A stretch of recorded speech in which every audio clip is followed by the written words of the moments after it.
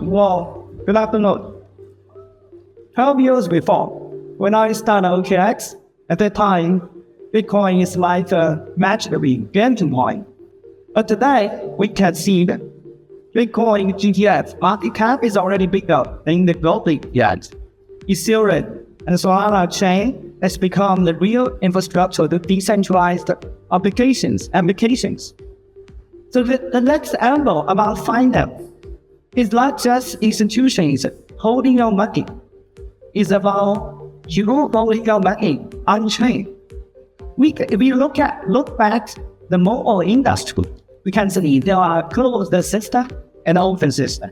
There are companies like a classic legend company, like a Nokia, Motorola.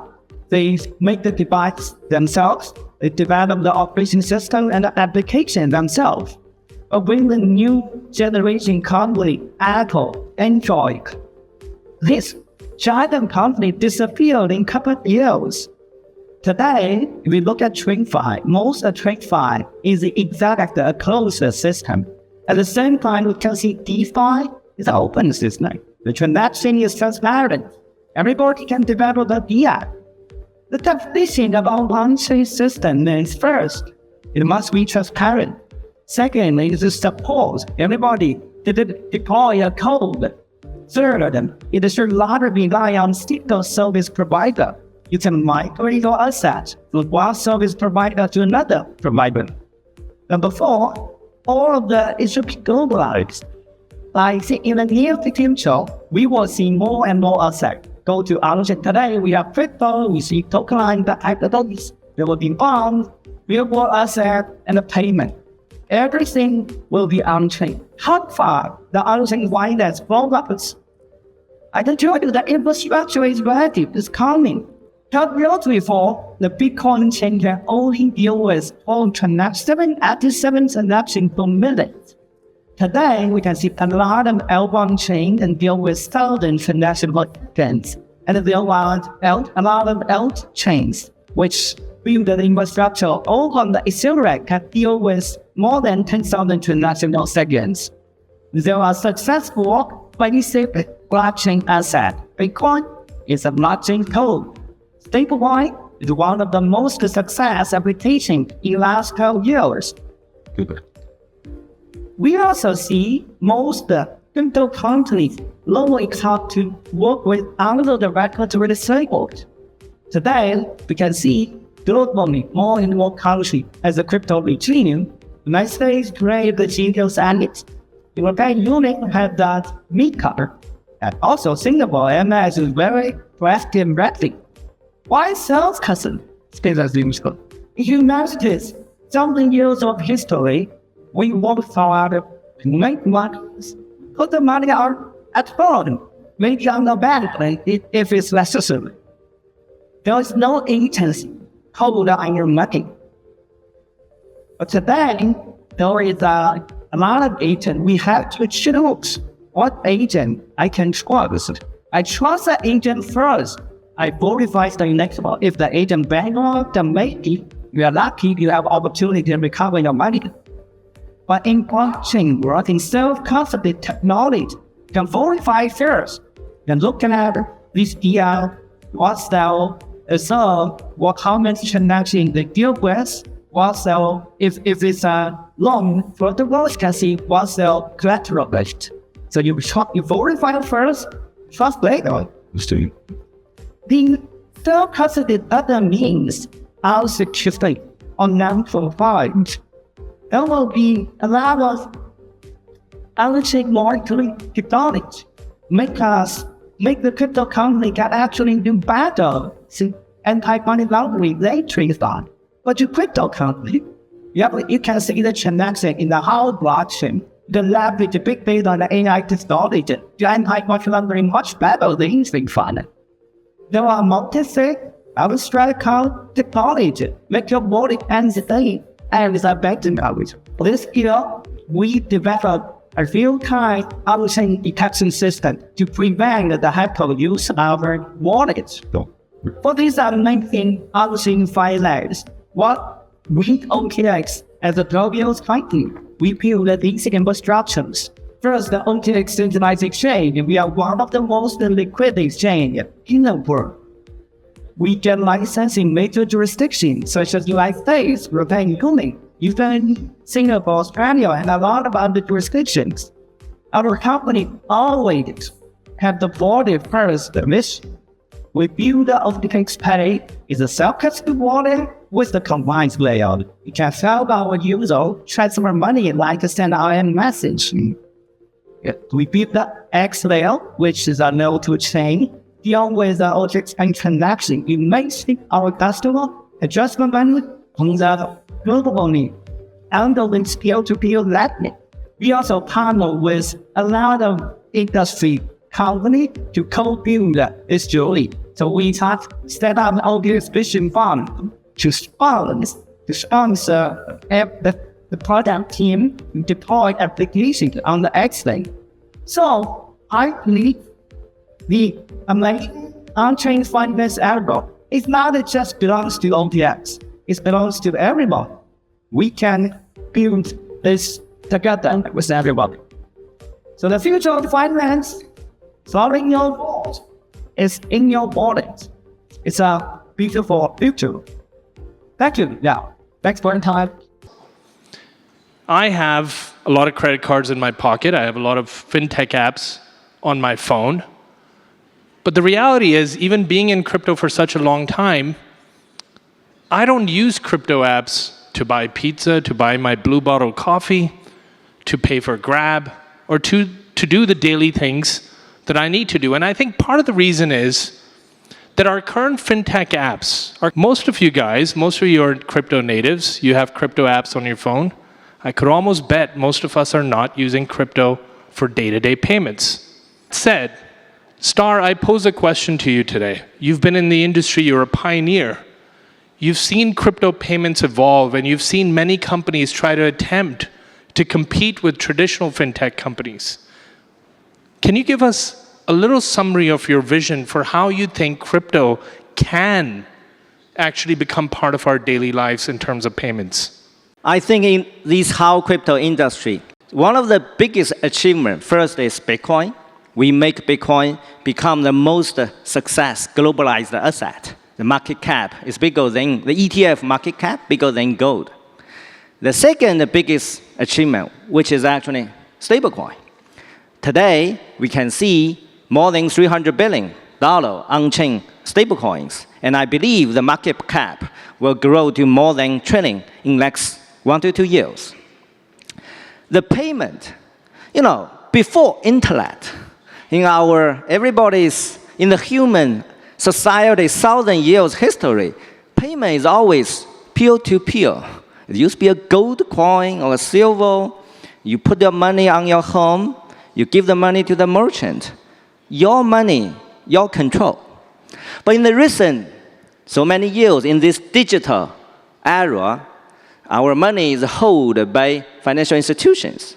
But some financial institutions, when they bankrupt, we can only get an insurance bank. That is not good. I think crypto, blockchain, and the stablecoin give us an opportunity. Make sure the payment is still back to the organic way, which is peer-to-peer.